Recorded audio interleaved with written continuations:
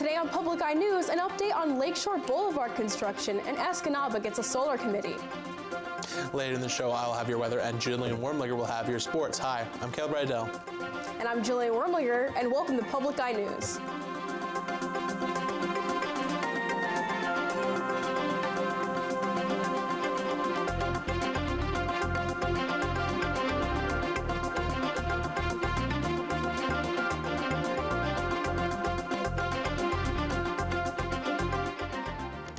Students and faculty from 3 academic disciplines are collaborating on behalf of a Marquette organization's endeavor to repurpose the deactivated Lower Harbor ore dock.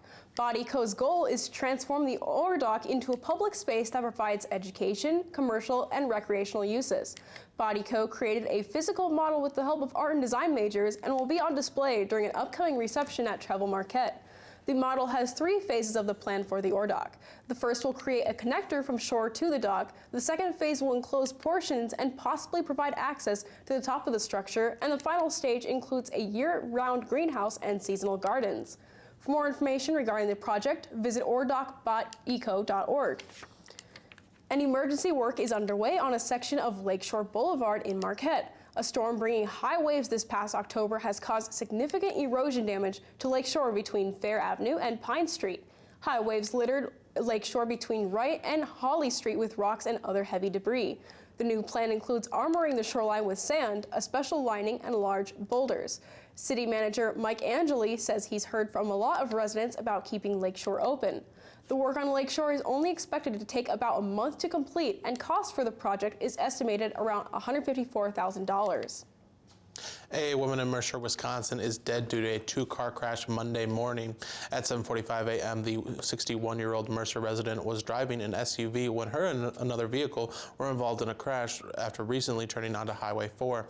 The woman driving the SUV tried to pass the other vehicle when the slippery roads caused her to lose control and strike the other vehicle. The woman was ejected from the crash as her vehicle flipped over. 2 people were in the other vehicle involved in the crash and appeared to be uninjured. Efforts to save the woman's life at the scene of the crash were unsuccessful. And Escanaba is looking to change up their energy policies as a new committee was formed to discuss solar farms. The Escanaba Township Planning Commission chose members for an ad hoc solar committee during their regular meeting Monday. Last month, the commission decided to form the committee to look into potential pros and cons of solar farms in the areas, continuing the debate about whether zoning ordinances should allow solar farms in the township. The committee was taking into account glare, noise, and aquifer integrity. The Planning Commission ended up choosing 9 members for the new committee in an executive session. Today, Virginians are deciding which party should control the State House. This will ultimately test how voters feel about Donald Trump and his possible impeachment. 4 states are holding legislative elections this year, and Virginia is the only one with control of the State House up for grabs. Elections Commissioner Christopher Piper said voting appeared to be going smoothly. Governor Ralph Northam, a Democrat, is not up for re-election but has been actively campaigning for his party's candidates. Democrats are hoping voters send a message that the anti-Trump energy powering Northam's victory 2 years ago is still present. And today, a debate will end as voters decide if Kansas City's reputation as one of the largest cities in the U.S. without a street named for Martin Luther King Jr., the iconic civil rights leader, will cease. 100 supporters of keeping the King's name for the 10-mile boulevard were at a rally to court voters Sunday when opponents walked into the Paseo Baptist Church and stood along its 2 aisles. Those against the name stood silently and did not respond when asked to sit. The boulevard had been named the Paseo, and the group named Save the Paseo collected 2,857 signatures in April, which is far more than the 1,700 needed. Many supporters of the Martin Luther King name have suggested the opponents are racist, saying Save the Paseo is mostly a white group. They say removing the name would send a negative image of Kansas City to the rest of the world and could hurt business and tourism. And stay tuned. After this break, we'll be back with your national and international news. The more data, the better the AI works. In the age of AI, where data is the new oil, China is the new Saudi Arabia. There will be a Chinese tech sector, and there will be an American tech sector. Machines are automating some of our skills. When I increase productivity through automation, jobs go away. It has pervaded so many elements of everyday life. How do we make it transparent and accountable? Tonight at 9 on WNMU TV. Welcome back. Violence in Paris suburbs continues as anti-police strikes grow increasingly common. Believed to be rival gangs attacking officers as a show of strength, police are being ambushed in these neighborhoods and attacked with fireworks and projectiles. These suburbs on the outskirts of Paris have not seen violence like this since 2005, when 2 teens died due to electrocution as they attempted to escape police at a power substation.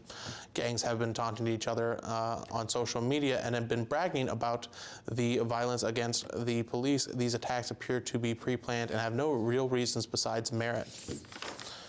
And a vicious ambush by a drug cartel in Mexico has left 9 Americans dead, including 6 children. The victims were part of the church group with ties to Utah. Hillary Lane has the latest from New York. Video posted to Facebook shows a scorched SUV that apparently contained 5 victims of a deadly ambush about 100 miles south of the U.S.-Mexico border. This is for the record.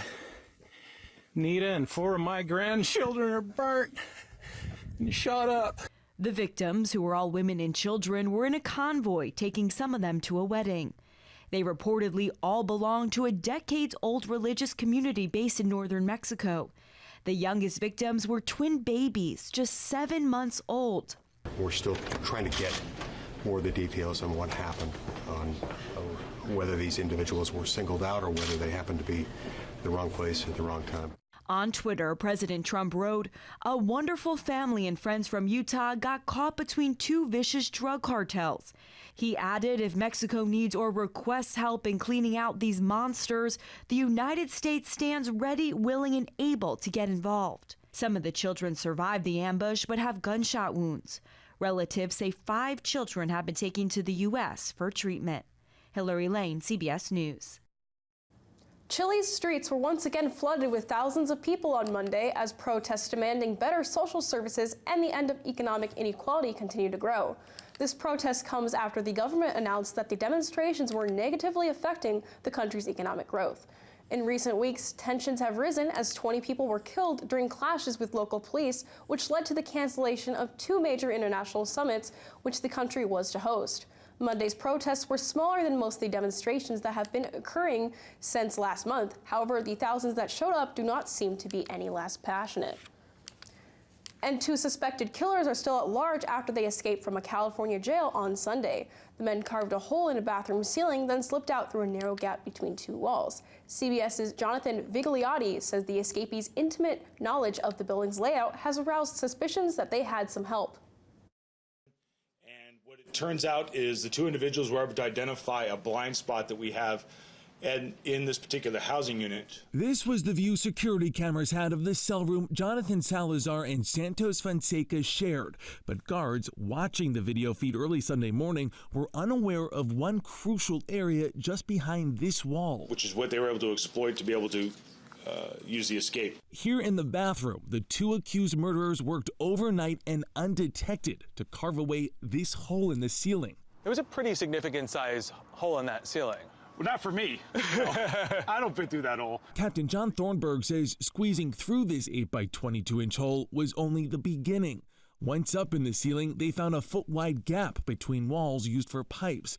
They followed it to a panel that led to the unsecured construction site of a new cell block, surrounded by regular fencing rather than razor wire.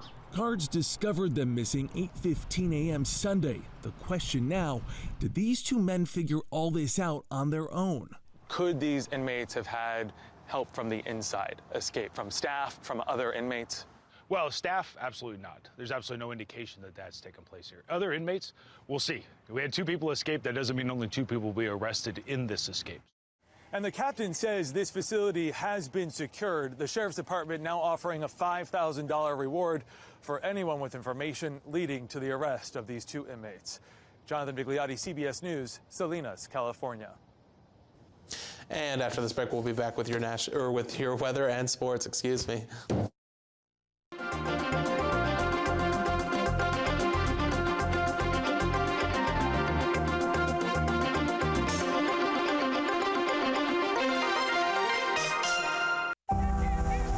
Nature's journey into the Okavango continues. In this realm, water connects everything. To survive, you must adapt. From elephants, the architects of this Eden, to the endangered predators. No one can predict their fate in this river of dreams. Wednesday afternoon at 3 on WNMU TV. Welcome back. I'm Caleb Rydell, going to be taking you through your weather and sports. As you can see behind me on the NMU campus, we have some clouds out there. Students are going off to class today, and just walking around. There was a little bit of snow on the ground this morning as most of the residents woke up, and it looks like most of that has melted away at this point.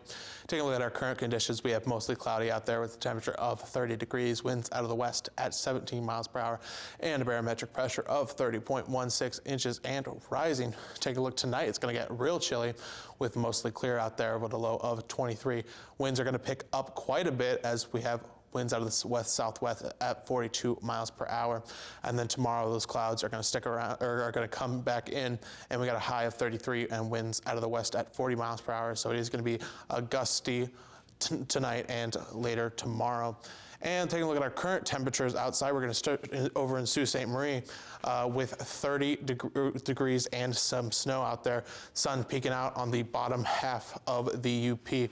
34 degrees in Manistee, Escanaba, and Menominee with 32. Taking a look at the western half of the UP, 29 in Iron Mountain, Ironwood with 23 degrees. Up in the Cumanon, Houghton with 25, and back here Marquette, that 30 degrees and partly cloudy. Let's take a look at your week ahead.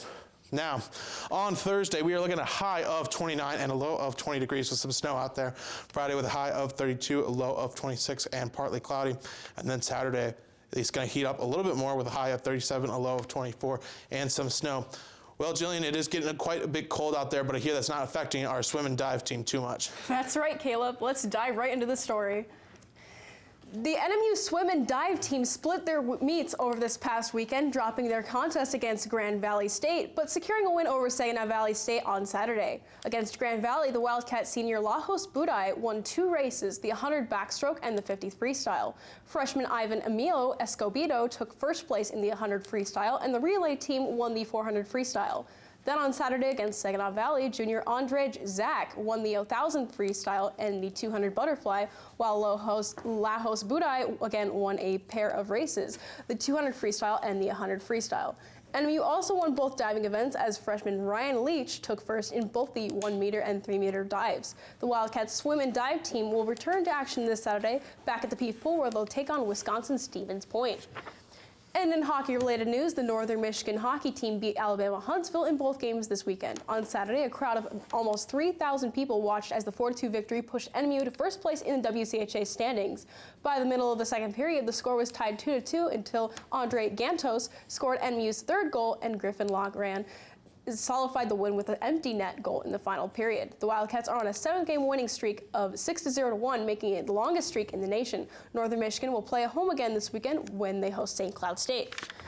And the Lewis St. Blues defeated the Minnesota Wild on Saturday in overtime with a 4-3 final score. Late in the second period, Minnesota's fourth goal was waved off, taking away the second goal lead they thought they had. This led to a shift, allowing the Blues to take control back and score their third goal, tying the game in their third period. It was then Ryan O'Reilly that scored the winning goal 2 minutes and 27 seconds into overtime. This game was their 4th win in a row without player Vladimir Tarasenko, who is out for 5 months with a recovering shoulder. This game also tied the Blues with the Edmonton Oilers for the Western Conference lead. Later tonight, the Blues play the Canucks and the Minnesota will play Anaheim. And with that, that's all the time we have for you today. And thank you for joining us on today's edition of Public Eye News, and we'll see you back here tomorrow.